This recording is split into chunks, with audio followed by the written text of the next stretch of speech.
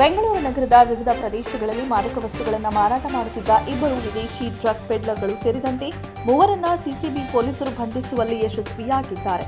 ಸಿಸಿಬಿಯ ಮಾದಕ ದ್ರವ್ಯ ನಿಗ್ರಹ ದಳದ ಪೊಲೀಸ್ ಇನ್ಸ್ಪೆಕ್ಟರ್ ರಕ್ಷಿತ್ ಮತ್ತು ಸಿಬ್ಬಂದಿ ಬಾಗಲೂರು ಪೊಲೀಸ್ ಠಾಣಾ ವ್ಯಾಪ್ತಿಯಲ್ಲಿ ನಡೆಸಿದ ಕಾರ್ಯಾಚರಣೆಯಲ್ಲಿ ಇಬ್ಬರು ವಿದೇಶಿ ಡ್ರಗ್ ಪೆಡ್ಲರ್ಗಳನ್ನು ವಶಕ್ಕೆ ಪಡೆದು ವಿಚಾರಣೆಗೆ ಒಳಪಡಿಸಿದರು.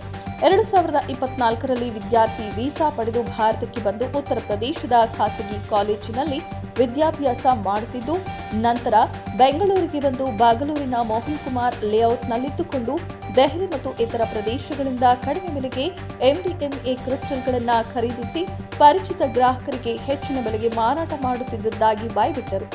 ಮತ್ತೊಂದು ಪ್ರಕರಣದಲ್ಲಿ ಅಶೋಕನಗರ ಪೊಲೀಸ್ ಠಾಣಾ ವ್ಯಾಪ್ತಿಯಲ್ಲಿ ಸಿಸಿಬಿಯ ಮಾದಕ ದ್ರವ್ಯ ನಿಗ್ರಹ ದಳದ ಪೊಲೀಸ್ ಇನ್ಸ್ಪೆಕ್ಟರ್ ಮಂಜಪ್ಪ ಮತ್ತು ಸಿಬ್ಬಂದಿಯು ಹೊರ ರಾಜ್ಯದ ಓರ್ವ ಡ್ರಗ್ ಪೆಡ್ಲರ್ ಅನ್ನ ಬಂಧಿಸಿ ಆತನ ಬಳಿ ಇದ್ದ ಹೈಡ್ರೋ ಗಾಂಜಾವನ್ನ ವಶಕ್ಕೆ ಪಡೆದುಕೊಂಡರು.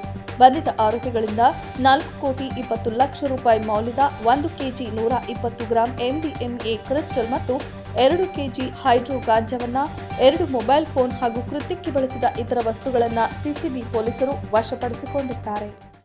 ಸಿಸಿಬಿ ಆಂಟಿ ನಾರ್ಕೋಟಿಕ್ಸ್ ವಿಂಗಿಂದ ಒಟ್ಟು 2 ಕೇಸ್ ರಿಜಿಸ್ಟರ್ ಆಗಿದೆ.